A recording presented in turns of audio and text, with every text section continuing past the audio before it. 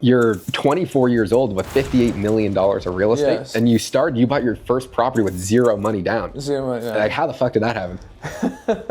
I was in college and I was sitting in a classroom and people were talking about like renting an apartment the following year. And I'm like, I don't have much money. I don't want to waste my money on rent. And I was like, can I buy a house? Like, is this possible? Is this reasonable? I started looking into it. Like, started looking on Zillow, looking at houses, how much they were. And then I called like a loan officer. I'm like, how much do I need to buy a house? Like, can I get a loan? And they're like, yes, first time home buyer, 5% down. I'm like, okay, that can't be that bad. 5%. I'll start looking at $300,000 houses. And I was like, it's not that much more down to buy a bigger house. I'm like, let me buy a bigger one. And then I found a 5-bedroom house with a garage. I'm like, I can turn this into 7 bedrooms, turn the garage into 2 more bedrooms. So I got that one under contract, a $500,000 house. I didn't know anything about real estate. None. I just knew like wealthy people owned real estate. And the real estate agent helped me get this thing going. I'm surprised she even took me seriously because I showed up on my bike. I didn't even have a car. Like in college, broke college That's kid. so funny. You drive on a bike. And she's like in a Suburban, like blonde realtor, like classic stereotypical blonde realtor. She gets out of the car. I'm like, are you Arik? Look for the house. I'm like, yes.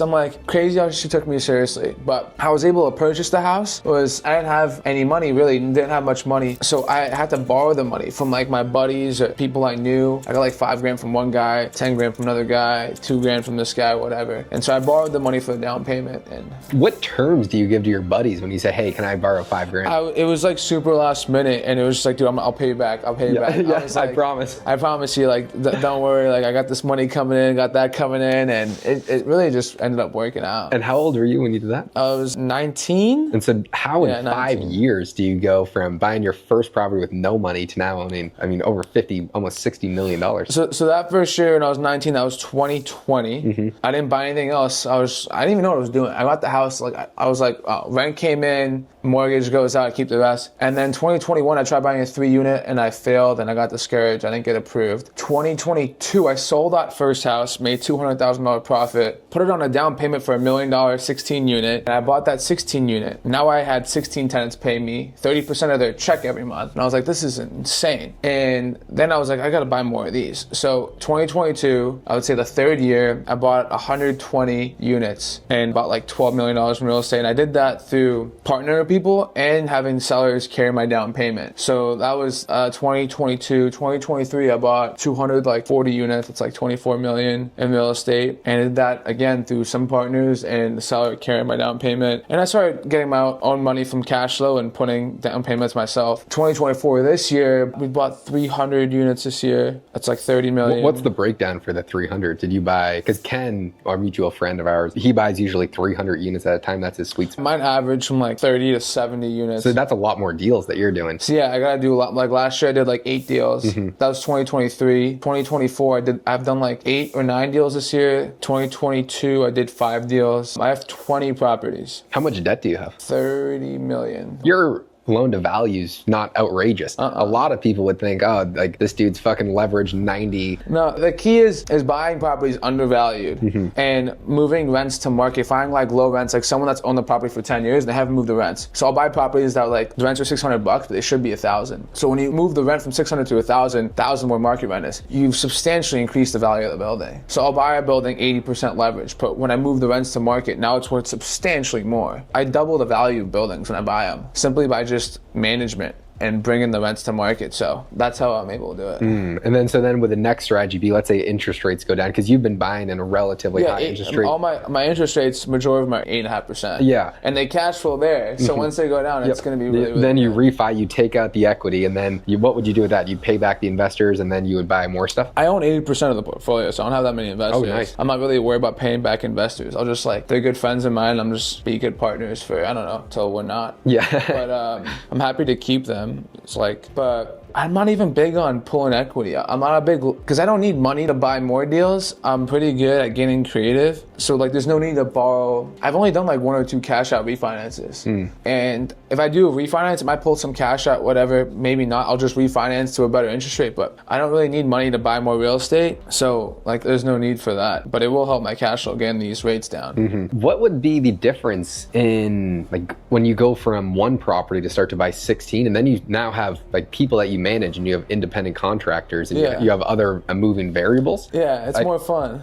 Really? A lot more fun because when it was just me, I was the manager. I was the maintenance guy. I was everything, every hat in the book. It wasn't very fun. I'm not really a good manager of like apartments. So it's a lot more fun now because I don't have to be the manager. I have managers and I work with them. I manage them. I don't talk to tenants anymore. I'm talking with my managers. And like I can hire contractors to do the work. I can hire the electrician to do the work, the plumber. And so it's more fun now. It's a business. It's really a business. So like I'm here in Boston today. My properties are in Little Rock. I have people managing in Little Rock. And so it's a lot more fun that way. You don't have to be there every day. Yeah, I mean, the goal of a business is freedom. I mean, that's Yes. always been my goal, is how do I have as much freedom as humanly possible to do whatever I want? I mean, that's always been the objective. Absolutely. And most people that like it's the opposite. Like the more they business grows, the more they grow to hate it. Yeah. And so like it's about like building a business you grow not to hate. I love what I do. And so Yeah. it's easy to wake up and want to work every single day. Yeah. A lot of folks, when I call them like on a Saturday or something, they like freak out at me or they won't pick up. And I'm like, yeah, I love what I do. I work every day, but I'm not really working. It's just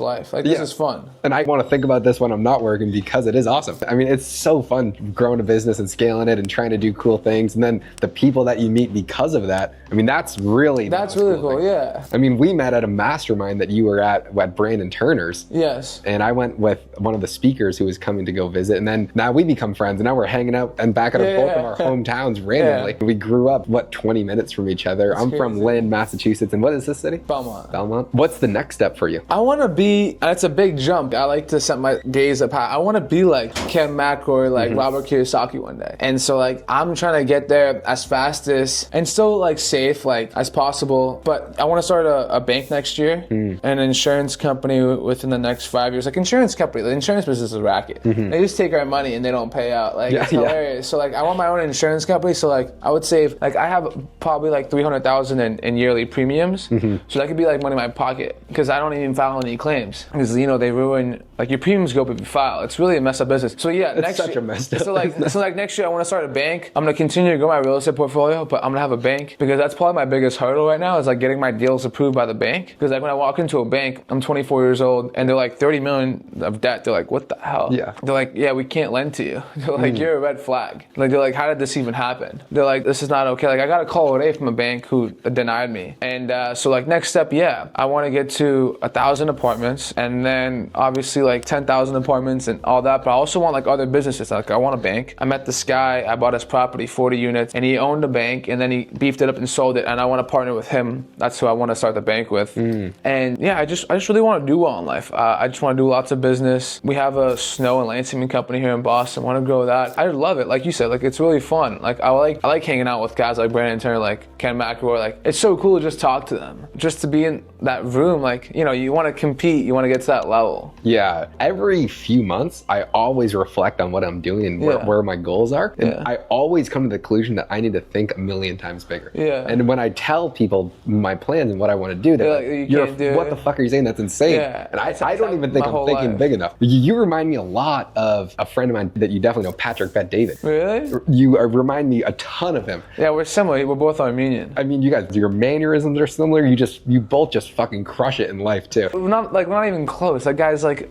pretty much a billionaire. Like I'm not even. I know. Close Well, to I know that. how much he sold his company for. Yeah, I'm a kid compared to him. But yeah, I just mean in terms of the the ambition level. Oh really? That's crazy. It's awesome to see. I mean, this is what You hung out with Bet David? Yeah, I went to That dude's nuts. He's nuts. I went to his Art Basel party in Miami. Like what? And one of my clients. Like I want to be on that level. Yeah. Like that's like crazy. That's exactly what I want. Yeah, it's like it's really cool. It's like more the person you become. Yeah, exactly. People think like we're doing it for the money. It's not about that. No, once you start to make like 10 or 20 grand a month, you're pretty much fine in terms of freedom. Yeah. Like you can go out to eat, you can get a nice apartment. Yeah. If you're spending 10 to 20 grand a month, like you don't need a lot more than that. Yeah. Obviously you want a lot more, but it's just the game is awesome. Yeah. And your friends always upgrade, and the person you become, like you were saying, it feels good. Yeah, and it's motivating to other people. It's inspiring when like someone hears your story and then they're inspired about it. Like that's really cool. It's like making a difference in the world. That's like what we're here to do. It is fun though, just hanging around young dudes who want to fucking conquer the world. Because I want to conquer the world. So we got a house in Dallas. Nice. And so there's like 6 or 7 guys there. And so everyone's on their grind. They're all like around my age and they're all doing different different stuff. Like one guy does content, social media. One guy sells sports cards. He made like $500,000 this year selling sports cards. Wow. Like we're talking about cardboard. Yeah.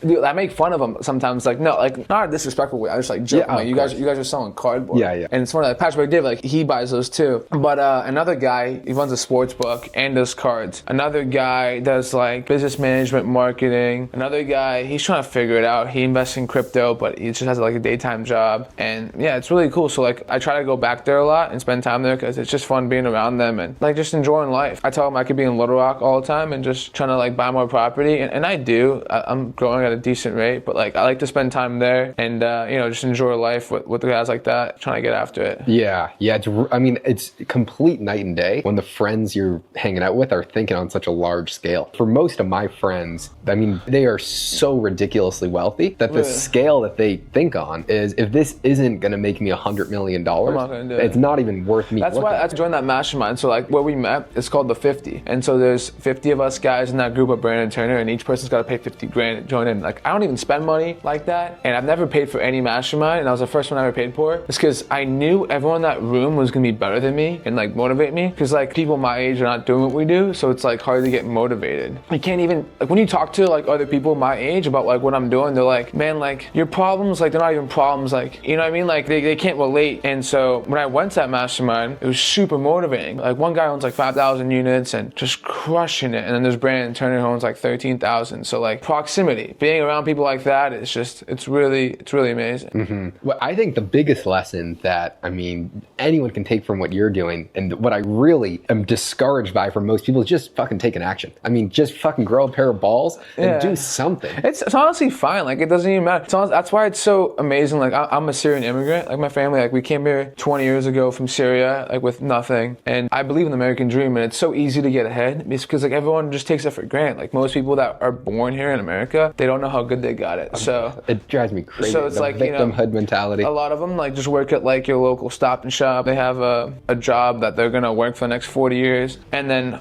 have a 401k and think they're gonna be safe. Like Robert talks about that stuff. Like, dude, I don't know.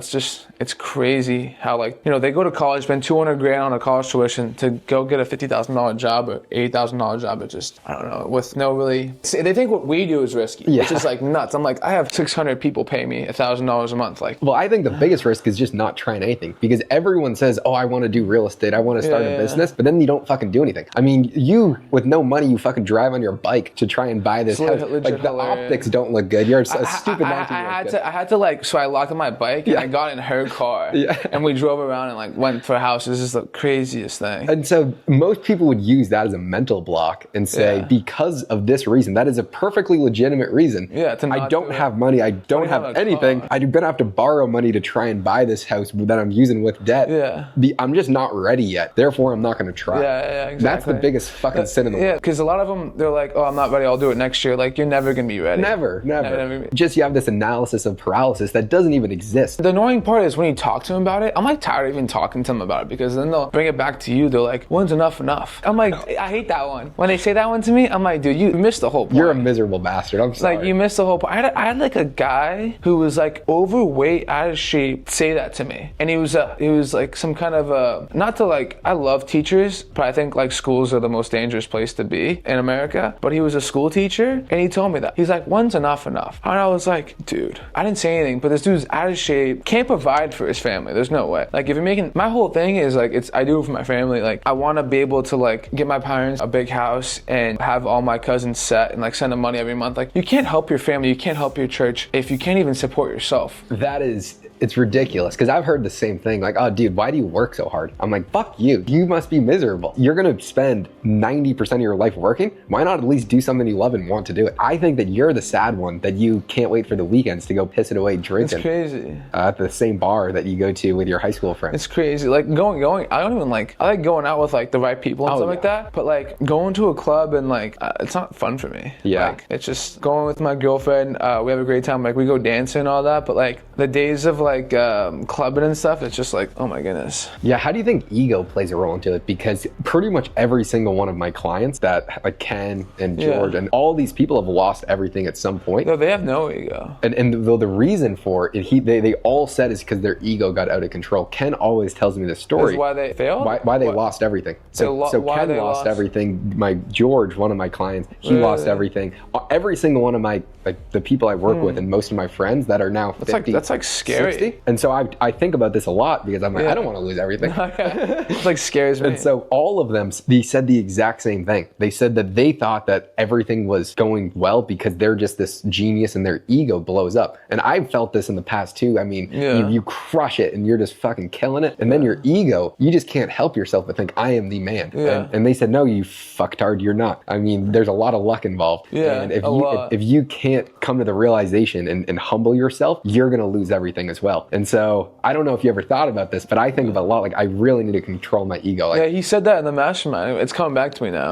And my mentor always said to me, like, stay humble. And I'm like, he's really helped me do that. Like, I used to be way more confident when I first started, and now like every day I'm learning something new. But yeah, it's staying humble is very hard, but it's really rewarding. Like, people who are humble do a lot better. Like the guys that like think they know it all and all this, you always see them fail, or they never get it right, or you see them fall on their face. And I really hope I don't. I pray every day that I don't. Yeah, and then you see people like Ken who have a million times more knowledge, a million times more money than most of these people with zero ego. The only conclusion is that's the right answer. Yeah, I mean, the people with the ego are the 26-year-old douchebags with the Lamborghini that are telling you they know the way to wealth. It's just, that drives me nuts. Yeah, I drive a truck and I've been driving it ever since I've been driving it for like 3 years now. And yeah, I could easily go get a Lambo or something, and it's just stupid. Yeah, I see this in the different environment that I'm in. In Scottsdale, especially it's crazy over there. It's so crazy. Every girl has like long extensions, like their faces all blown up. It's hilarious. And a lot of like the gym I go to, most people there have a supercar or something incredible. And so financed. There's just a lot of wealth in Scottsdale. Oh, yeah. And so I'm always like, your ego says, well, I need to go get a cool car. And then you're like, I would be embarrassed to fucking take one of these girls on a date in a shit car. And that's just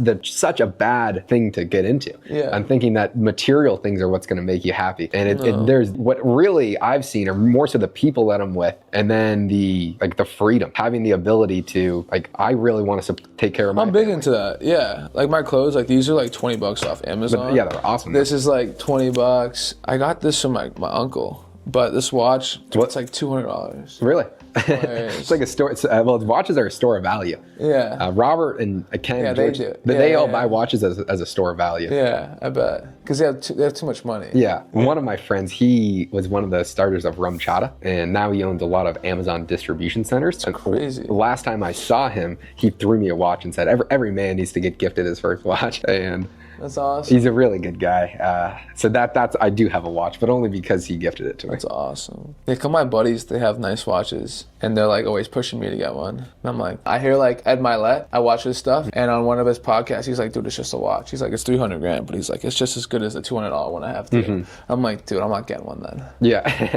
After he said that, I was like, I'm not getting one. Well, I know the only reason why I want those things is not because I care if I have a cool watch. It's because I want other people to see that I have a cool watch. And that's just, I mean, I hate that I feel that way. Yeah. That you want other people to see that you're doing well. Yeah. Trying desperately to stay away from that. Yeah. My big thing is, as I like paying for like my friends' dinners and stuff. Oh yeah, like, I do that every time. Yeah. That's way more fun to give a buddy a watch, I think. My biggest goals right now are, one, I want to retire my parents and buy their house. Yeah. And then my first mentor, George Gammon, he completely changed my life. Every single client I have is a result of him. 100% of them. He taught me everything I know, and he's just the best guy I've ever met in my entire life. And so I really want to give him a watch collection of every dollar he's ever paid me. Wow. And so a few $100,000 of just like a watch collection and gifted it to him. That's huge. But I'm not there yet. And then that's going to be a really, really like, that was my biggest thing. Like when I retired my parents like end of last year,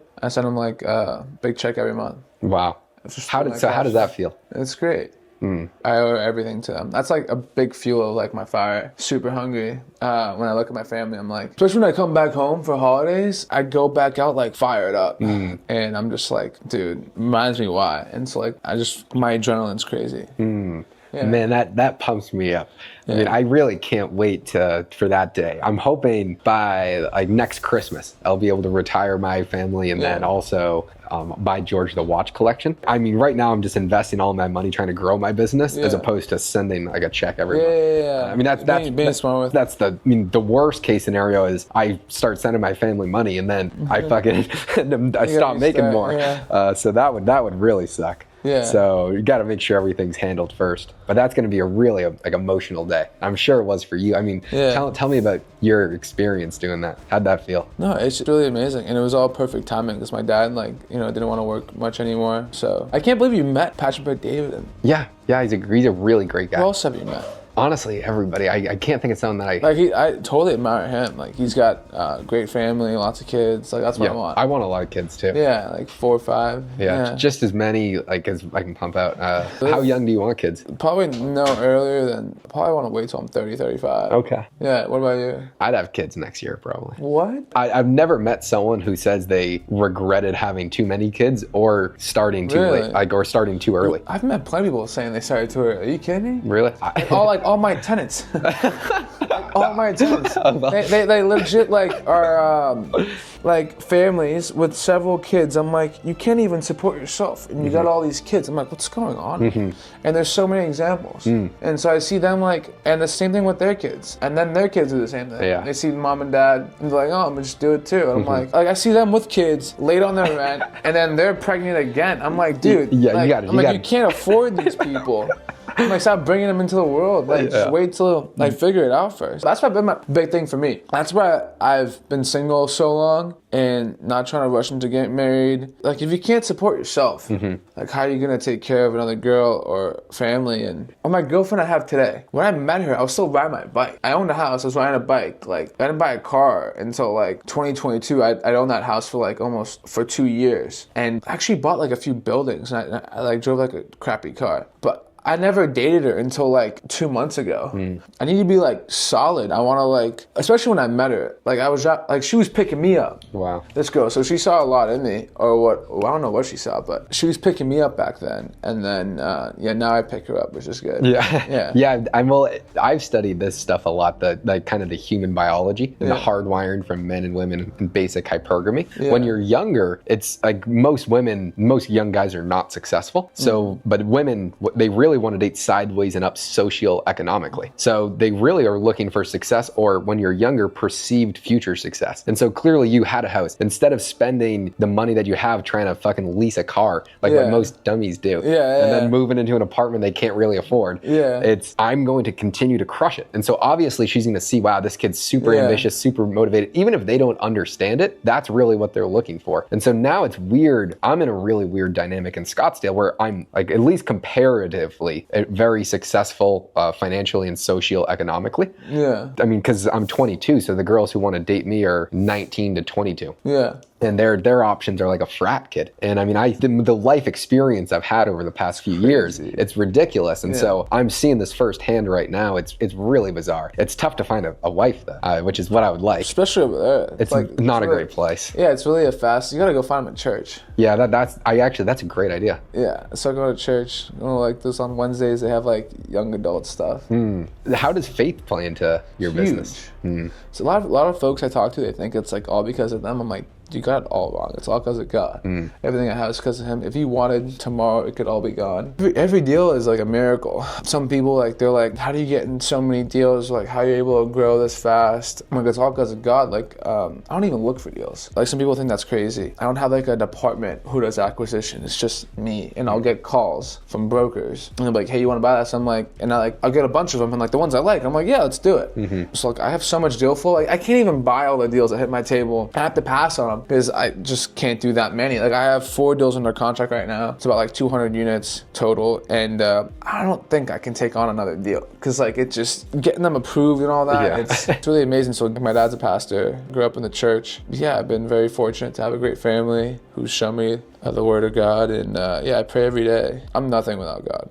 It's hard to have an ego when you understand how powerful. I have a friend, and he thinks everything he's done in his life is because of him. I'm like, dude, you're lost. Yeah. And I'm like, do you think everything I have in my life is because of me? And he's like, yes. I'm like, dude, you're just so wrong. You're so wrong. Like, it's not even close. I mean, with how my life has turned out, and it's such small decisions that have been made that my life would be so different. Like, so I really completely changed my life as I was in high school, and instead of going, I studied macroeconomics and business. And so I got the George Gammon's logo tattooed on my leg. Yes. And he didn't know I was coming. He just posted online that he was having a birthday party in Scottsdale, and anyone could show up. Crazy. And at that point, I'd never once been on a plane before. I just turned 18 years old. I got his logo, and I took my first ever flight to Arizona, and I went and met him. And my friends, my family, they were saying, dude, you're joining a cult. You're going to get ass raped by some older dude. I mean, the optics don't look good. Yeah. I'm going to go meet some 50-year-old dude for his birthday party in Arizona that I don't know. And I'm going to get his logo tattooed on my leg. Why were you? It just, everything he said resonated with me to such a high degree. He put all the thoughts that I didn't even know I had into words. Philosophically, this was when the COVID lockdowns were going down. 2020. And